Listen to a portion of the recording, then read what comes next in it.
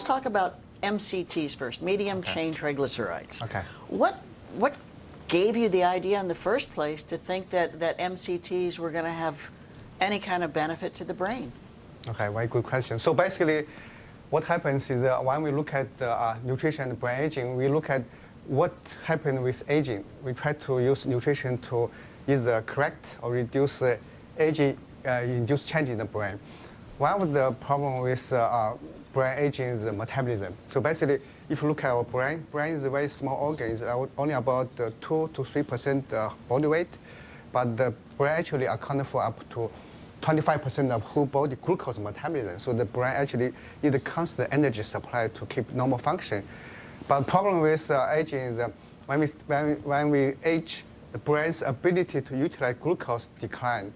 So that means that you have normal blood glucose, but the brain cell cannot utilize them well. So that means they are starving for energy. So that's why the cognition starts to decline around mid-age. And the ways to boost interesting is that through the evolution, the brain cell not only can utilize glucose, they also have backup energy called the ketone bodies. Ketone body actually is a metabolite from fat. That's why we store fat here.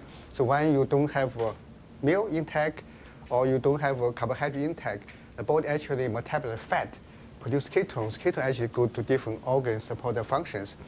So basically, the reason we use MCT is that if you eat the normal fat, we call it LCT, the long-chain triglyceride, from cooking or animal meat. When you eat LCT and the carbohydrate, the body actually prefer to metabolize carbohydrate. That means all the LCT actually stored in the body to nanoketones. But when we have MCT, the body actually convert them to ketones. Doesn't matter what else you eat. So you can eat the more carbohydrate and protein. The MCT can always convert to ketones. So ketone actually can go to the brain, support the aging brain for the energy. So that's the hypothesis behind this project that we confirm in dogs, and to show that indeed MCT actually can enhance learning, memory, and the problem-solving ability in the healthy senior dogs. And we published the articles in a peer-reviewed journal. Okay, so basically what you're saying is that the dogs can now eat MCTs in their diet, and then the body takes those MCTs and makes them into ketones. The ketones can go to the brain, and the brain provides an alternative energy source. Right. And that lets the brain function normally. Right. Okay. Do the MCTs provide any other benefit?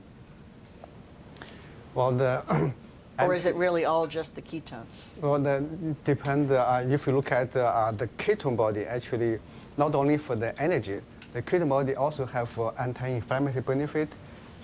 So, and also ketone body actually is a preferred building block for the lipids in the brain. Okay. So basically, not only support the energy, it also have anti-inflammatory benefit. It also can help brain to build more lipids. You know, the brain lipids is a major composition of the brain. Okay.